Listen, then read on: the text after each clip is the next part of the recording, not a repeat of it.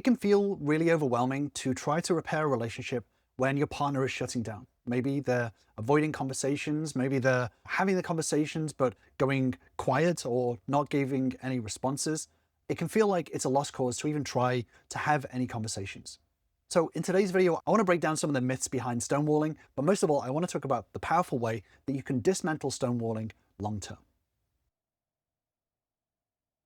Stonewalling can feel like one of those things it's absolutely impossible to get past. Once a partner is stonewalling, it is, as some people call it, one of the four horsemen of the apocalypse. Shutting down conversations can feel like that is it. That is the end of any potential relationship.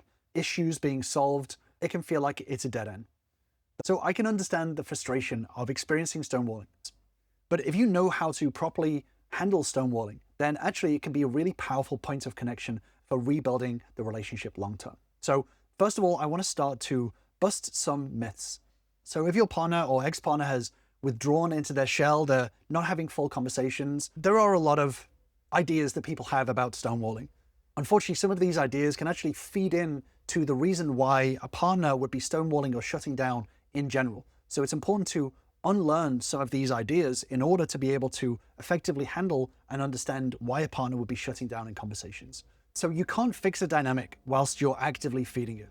Most partners, when they're dealing with like shutting down and things like that, most people's responses to stonewalling actually sharpen the tool that is being used to shut you out. So it's important to understand that your responses are going to have a massive influence as to whether your partner feels the need to stonewall. So the first myth to undo is this idea of malice. If you believe that you're being punished, if you believe that you are a victim of your partner's stonewalling, then you're going to see stonewalling or shutting down as a weapon. But usually it's not a weapon, it's a shield, right? It's kind of a defensive wall.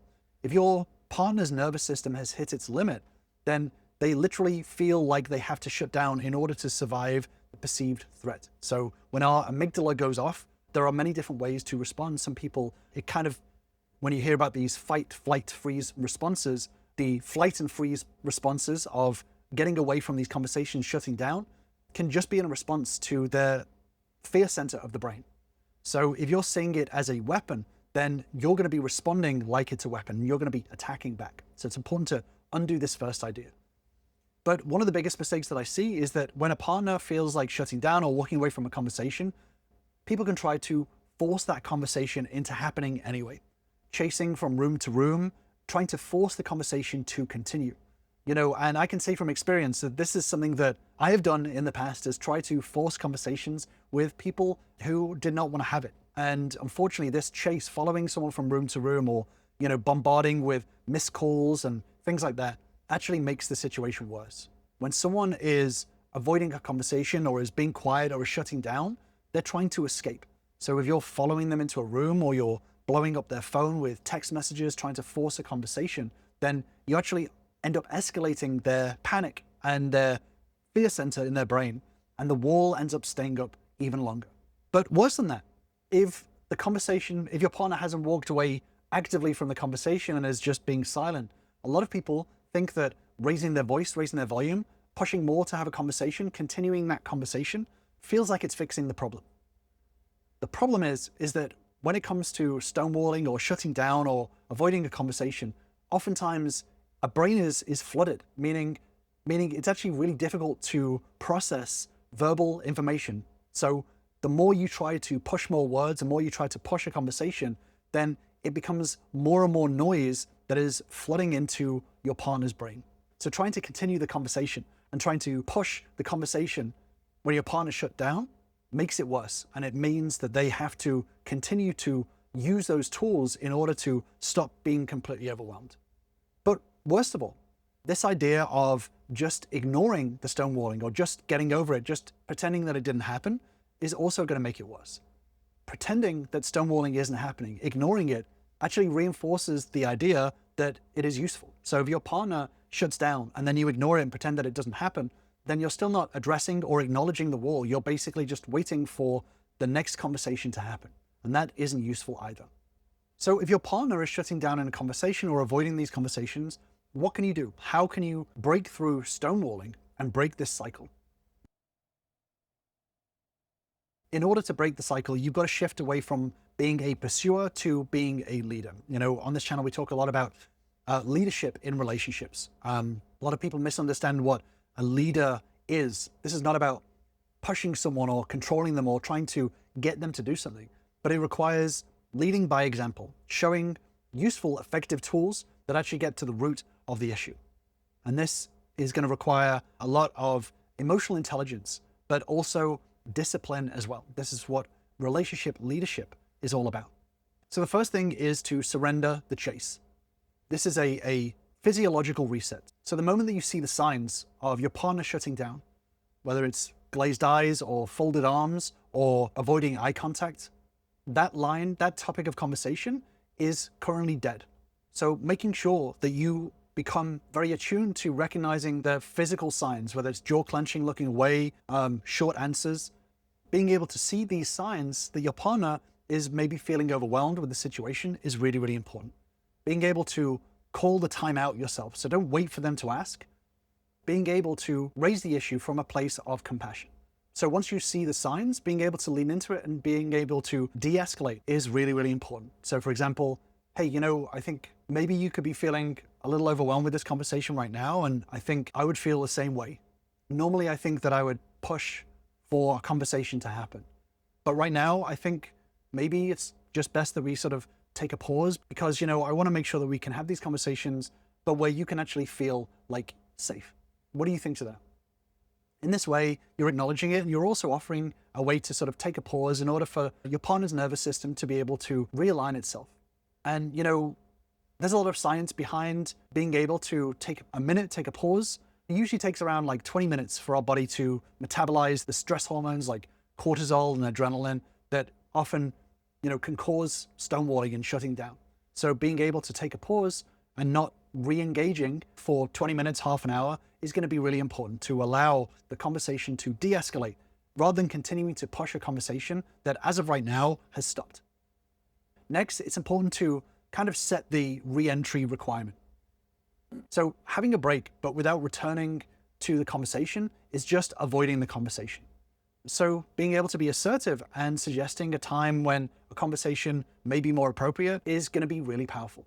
So rather than saying, well, let's talk about it later, being able to say, maybe we just need a bit of a reset. How about we take a pause for a second and maybe we can talk about this later on after dinner? What do you think?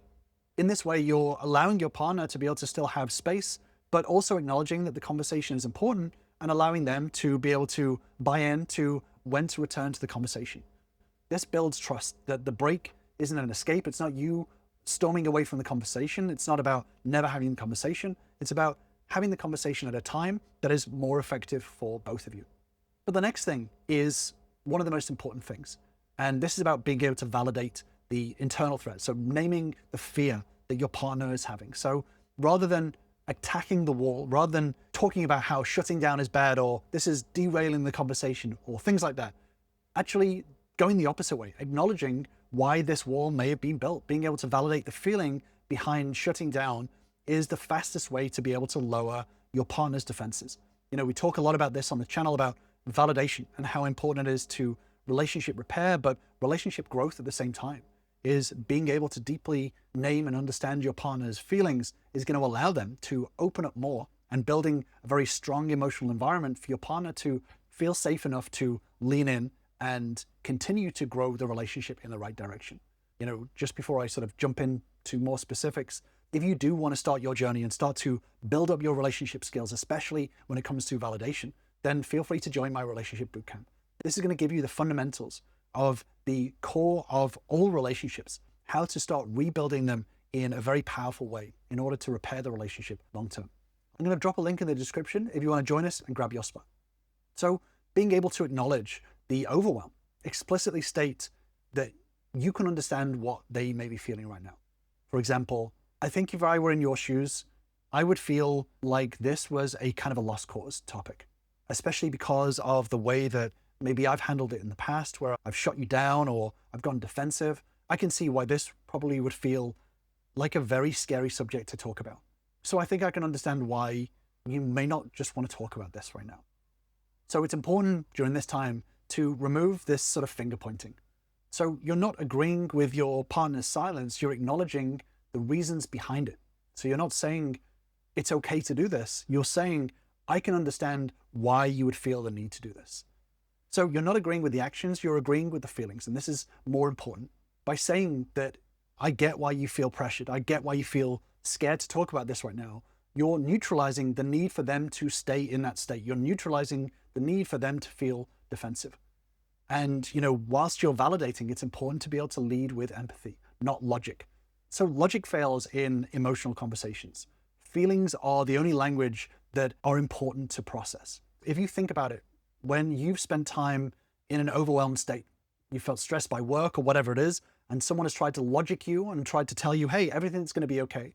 That's kind of logic. It's like, well, I know everything's going to be okay, but I don't feel that way right now.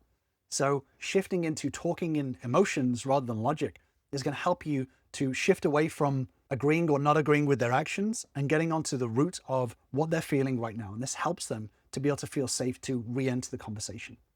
But most of all, it's important to adopt the long game mindset. So this is all about incremental progress.